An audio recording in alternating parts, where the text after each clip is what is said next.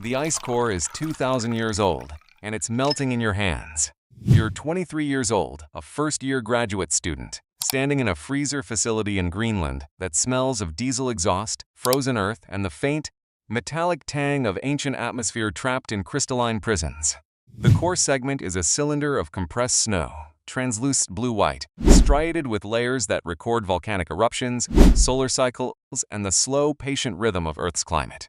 Your supervisor, a Danish glaciologist named Dr. Sorensen, hands you a scalpel and points to a dark band in the ice. That's the ash from Vesuvius, he says, 8079.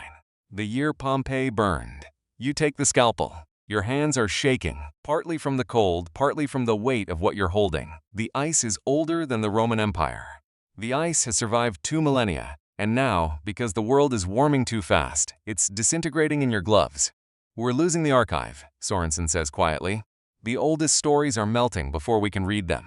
You look at the core, at the dark band of ancient disaster, and you feel something shift inside you. The data is not abstract. The data is a warning, written in ice, and the warning is dissolving. This is level 1. Level 1. The graduate student. You are at the bottom of the scientific food chain, a first-year PhD candidate at a mid-tier research university, living on a stipend of $24,000 a year and the desperate, unshakable belief that your work matters. Your desk is in a shared office in the basement of the Earth Sciences building.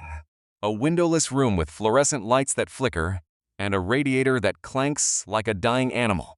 The air smells of old coffee, damp cardboard, and the faint, sour reek of the mold cultures growing in a forgotten corner of the lab. You share the space with 3 other graduate students, a hydrologist from Brazil, an atmospheric chemist from China, and a paleoclimatologist from Ohio. And together you form a small, sleep-deprived community of people who have decided to spend their lives studying the slow catastrophe that is unfolding around them. Your research is narrow, specific, almost comically arcane. You are studying the isotopic composition of precipitation in the subpolar North Atlantic, using a dataset of ice cores and sediment records to reconstruct ocean-atmosphere interactions during the last interglacial period. You spend your days in the lab, pipetting samples, running mass spectrometers, staring at spreadsheets of numbers that will one day become a dissertation. You spend your nights reading papers, writing code, crying quietly in the bathroom when the data won't cooperate. The work is tedious, repetitive, and absolutely essential. You are building a brick that will be added to the wall of human knowledge, and the wall is what will save us, if anything can. Your first field season is in Iceland, a wind-scored island of black sand and glacial tongues, where you spend 6 weeks collecting samples from a remote ice cap. The conditions are brutal. Freezing fog, 80-kilometer-per-hour winds, a base camp that is basically a tent with a space heater. But you've never been happier. You are doing the work. You are contributing. You are part of the project of understanding. And the understanding is the only defense against the coming storm. At night, you sit with the other researchers around a propane stove, eating freeze-dried meals and talking about the future, the conferences, the papers, the careers. Someone asks what you'll do if the politicians don't act. The question hangs in the air, unanswered. You don't have an answer. You're not sure anyone does. Level 2. The Postdoctoral Researcher. You've earned your PhD. The title is Doctor, and the title means nothing except that you are now qualified to work even harder for even less money. You are a postdoctoral researcher, a temporary position at a research institute in Germany, living in a small apartment in a city where you don't speak the language and the winter darkness lasts 16 hours a day. Your contract is for 2 years, renewable once. Your salary is $45,000. You are 29 years old and you have no job security, no savings, and no idea where you'll be living in 3 years. The research is groundbreaking, or so the grant proposal claims. You are part of a team studying the destabilization of the West Antarctic ice sheet, using satellite altimetry and ice-penetrating radar to measure the rate at which the glaciers are retreating. The data is alarming. The retreat is accelerating. The models are underestimating. The tipping points are closer than anyone predicted. You present your findings at a conference in Vienna, standing in front of a room full of senior scientists who nod gravely and ask pointed questions. Your results hold up. Your analysis is sound. You are contributing to the most important scientific story of the century, and you are doing it on a contract that expires in 18 months. The academic job market is a meat grinder.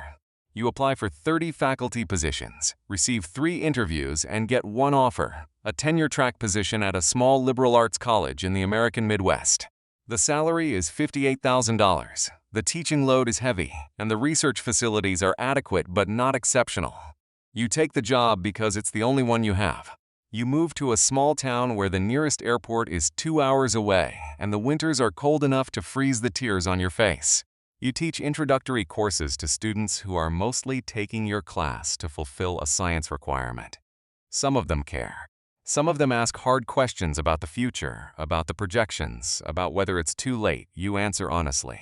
It's not too late. But it's close. Closer than the textbooks admit. Closer than the politicians want to know. Level 3. The junior professor. You're 33 now, an assistant professor on the tenure track, building a research program from scratch.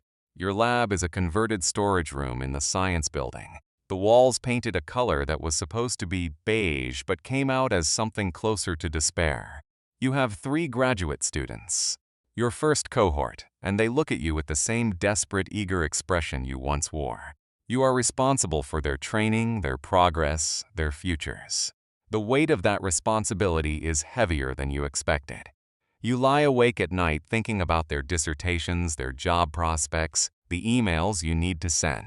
The research is moving forward. You've secured a grant from the National Science Foundation, $450,000 over 3 years, to study the impact of permafrost thaw on carbon cycling in the Arctic.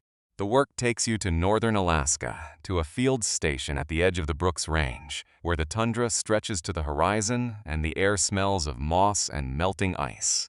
The permafrost is thawing faster than the models predict, releasing methane and carbon dioxide that will accelerate the warming that is causing the thaw. It's a feedback loop, a vicious circle, a slow-motion disaster that you are documenting in excruciating detail. You present your findings at conferences, publish in high-impact journals, build a reputation. The work is important. The work is also exhausting. The tenure clock is ticking. You need publications, grants, teaching evaluations, service to the university. You work 70-hour weeks, sacrificing sleep, relationships, your own mental health. Your marriage. Married a fellow grad student, a climate modeler named Elena, is strained by the workload, the travel, the constant grinding pressure.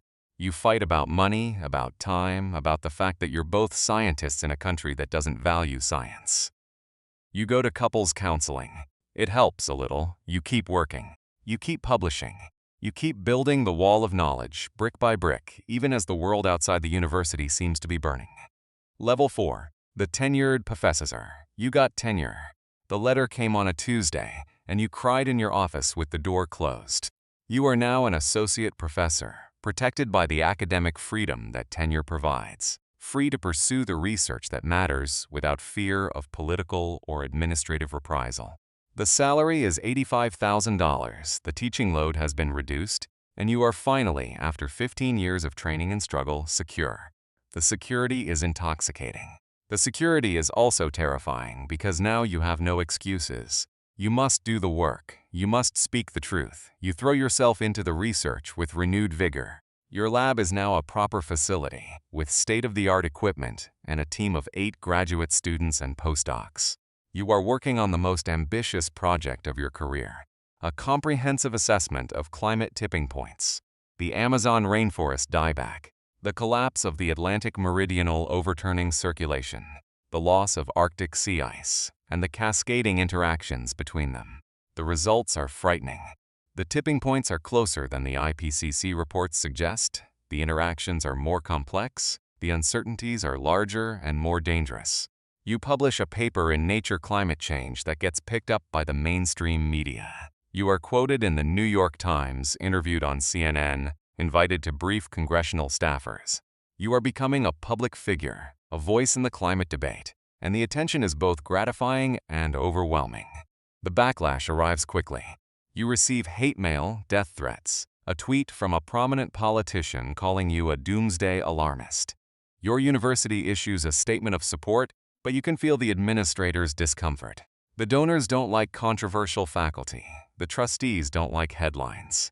You are told in carefully worded meetings that your work is valuable, but that you should be mindful of the political climate. You ignore the advice. You keep publishing. You keep speaking. The truth is the only thing you have left, and the truth is too important to bury. Level 5, the lead author, the IPCC calls. You are invited to serve as a lead author on the next assessment report. Working Group 1, the physical science basis. The invitation is a career-defining honor, a recognition of your standing in the field. You accept, knowing that the work will consume the next 3 years of your life.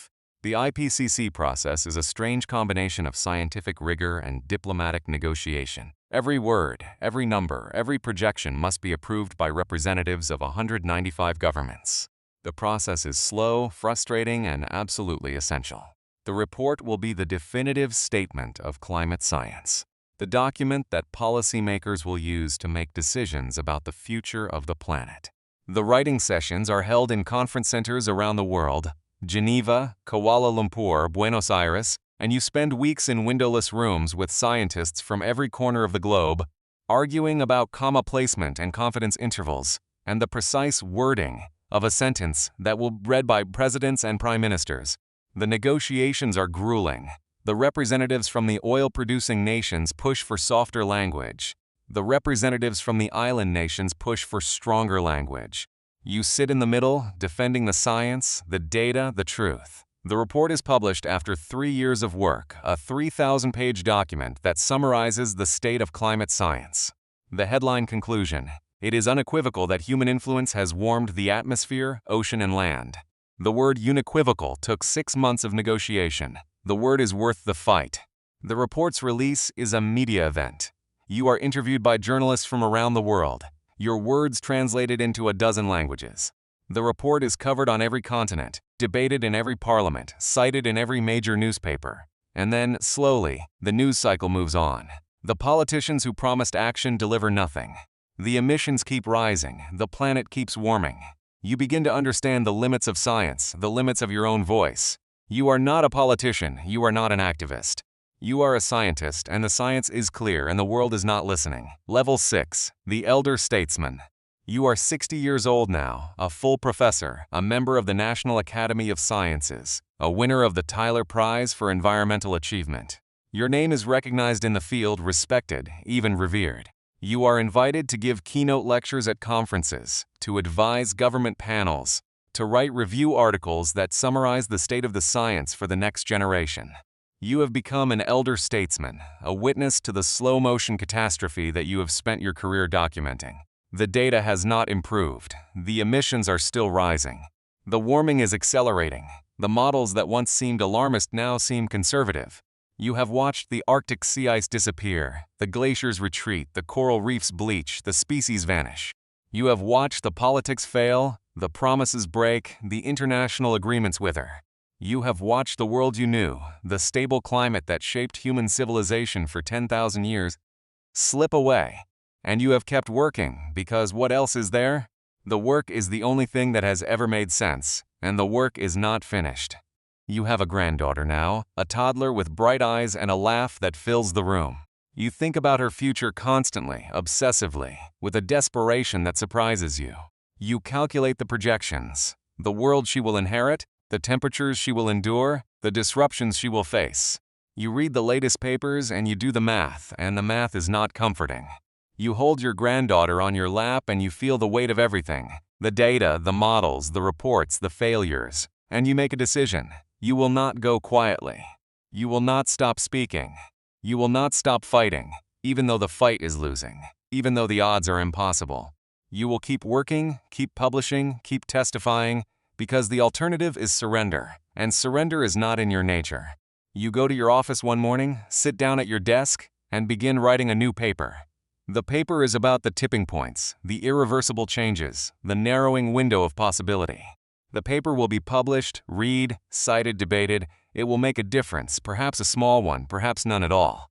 But you write it anyway, because the writing is what you do, and the writing is what matters, and the writing is the only gift you can give to the granddaughter who will inherit the world you are leaving behind.